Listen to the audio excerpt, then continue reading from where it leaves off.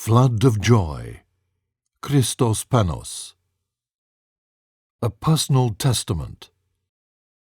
A personal view of time and complexity. A physicist's prayer. The spiritual quest of more than half a century's duration has now reached its ideal conclusion. The struggle was often agonizing, often threatened existence itself.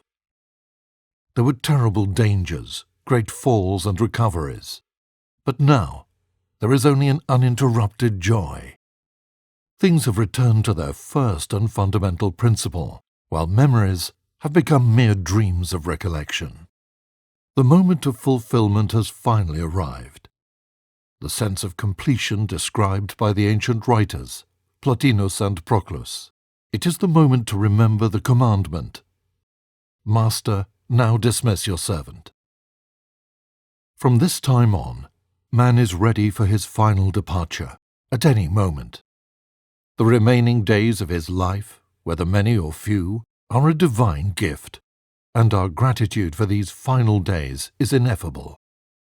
The years that have passed give us strength. We feel a new harmony between the inner and outer worlds. The elderly see that they have aged, believe that the young are more fortunate because they have more years of life and health before them. But this feeling is an illusion. We endow it with more significance than it deserves. The final secret is that time does not exist in the ordinary sense, as an independent dimension. Those who are young today, they too will grow old. A new generation will be born, and old age awaits them too. The man who dies today is no different from the child born today, or the man who walked the earth many thousands of years ago, or the men who walk on other planets. In the space-time continuum, time is the fourth dimension, which complements the three dimensions of space. All creatures and all things which have existed from the beginning of time and on into eternity, they all coexist in one majestic unity. Since time does not exist, there is no death. We cannot die, because within us lies the imprint of all that exists around us, on Earth, in the galaxies, in this and other universes, in a composite infinity. As these things do not die, then nor do we. Since its first primeval state, the universe has created over billions of years, innumerable beings, culminating in man. Within man, in a miraculous self-referring loop, the universe acquires self-awareness. The sense of completion of our lives, of fulfillment, leads us to an infinite love for all beings and all men, in an eternal present. Henceforward, there is only unconditional love, leading to one sole objective. For the remaining days of our biological existence, giving to all beings, without any expectation of return, oneness. What is our next step? No one person is superior to any other. All of us can, if we wish, be aware of this cosmic equality. The scientist conducts his research. The laborer works, the doctor heals, the artist creates, all for the good of others, not for themselves. In reality, this is the way in which they serve their own interests, and those of their children, because our contribution to the whole comes back to us in ways we may or may not be aware of. What do we expect from the rest of our mortal existence? To live each day in the eternal present? To live each day as if it were the last?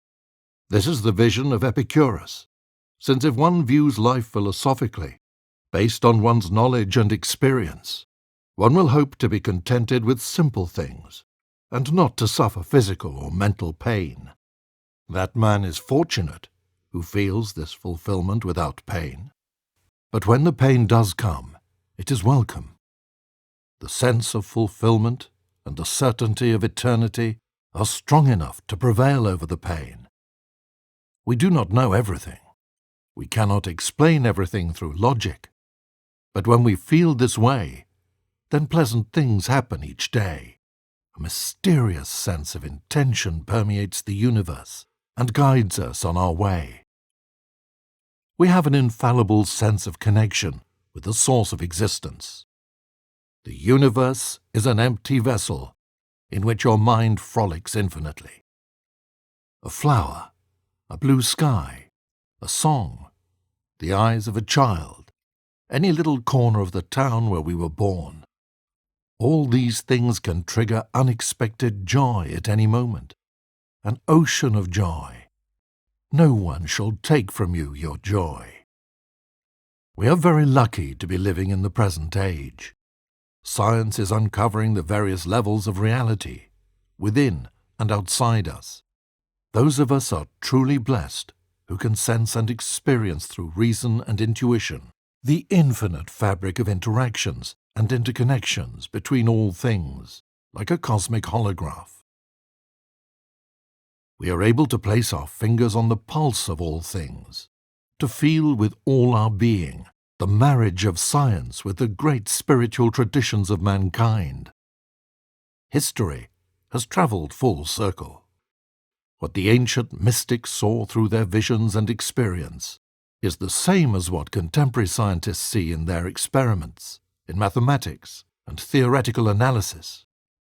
Nothing of substance divides them, only their differing approaches to truth.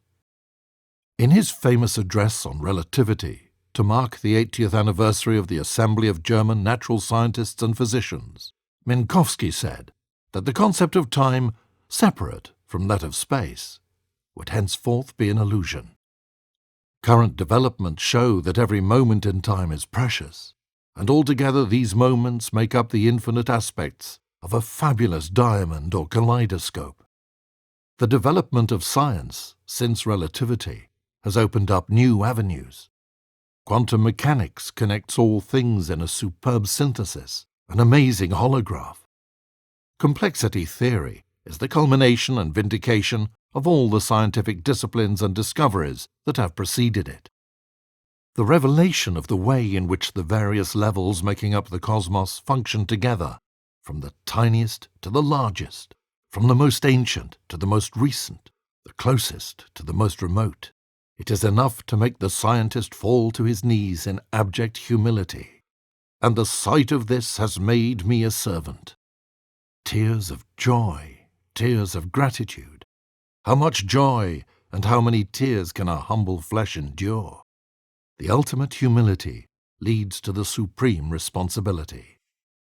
It is the duty of every scientist, above and beyond his obvious duty to assist the advance of science, to use the privileged knowledge he possesses in order to explain and popularize, choosing the right level of difficulty for every individual who wishes to learn, so that he can help others to understand the cosmos and our planet, and to advance towards the lived experience of truth.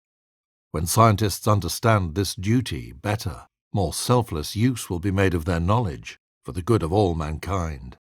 The self-sufficiency we derive from knowledge of our relationship with time should not encourage us to think that since all things exist for all time, without dying, then nothing is of any importance.